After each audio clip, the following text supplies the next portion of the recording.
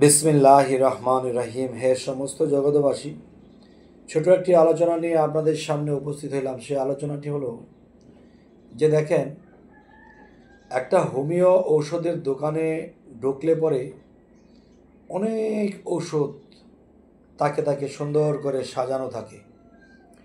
এখন দেখা যায় ডাক্তার সাহেব নেই। এখন যদি কারোর চিন্তায় আসে, এই সবগুলো ওষুধ তো মানুষের কাজে লাগে। কেউ বেশি ওষুধ খেয়ে ফেলে, কেউ কম ওষুধ খেয়ে ফেলে, তো কেউ মরে যায় না।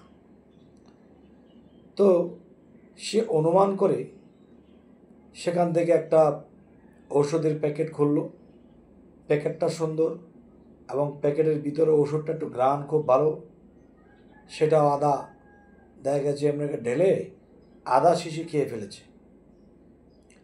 তো এখন বিষয় হলো যে এমন এমন ঔষধ আছে, সেগুলো কিন্তু বিষাক্ত ওষুধ। যে কাউকে যদি সাপে কামড়ায়, তখন দেখা যায় এমন একটা বিষাক্ত ঔষধ যে সেই সাপে কামড়ের চেয়েও আরও বেশি বিষাক্ত। আর ওটা যখন তাকে শ্রবণ করায় কিংবা একটা পোষ করে দেয়, তখন এই বিষটা সেই বিষটাকে খেয়ে ফেলে, তখন মানুষটা সুস্থ হয়ে যায়। তো এখন আমি বলতে চাই যে সে একটা শিশি নিয়ে অনুমান করে খেয়ে ফেলেছে, ডাক্তার তো নেই, কখন আসে, ব্যাস ওখানেই চিৎপাটাং করে পড়ে মরে গেল। তাই বলতে চাই, কোরআনের আয়াত তো সবই ভালো, কিছু কিছু আয়াত আছে যে আয়াত বিষের মতো,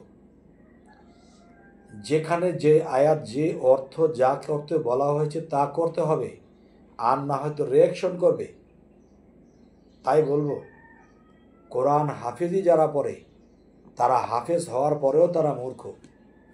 কারণ আল্লাহ যেটা বোঝাতে চেয়েছে সেটা বোঝেনি, না বুঝে অনুমান করে হনুমান মেরেছে রাতের অন্ধকারে, সকালে দেখে মানুষ মরে আছে।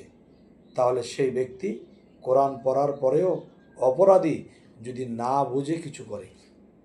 অবশ্যই সকলে ভালো থাকবেন, ফলো দিয়ে রাখবেন, পরবর্তীতে যেন ভালো আলোচনা দিতে পারি। আল্লাহ হাফিজ।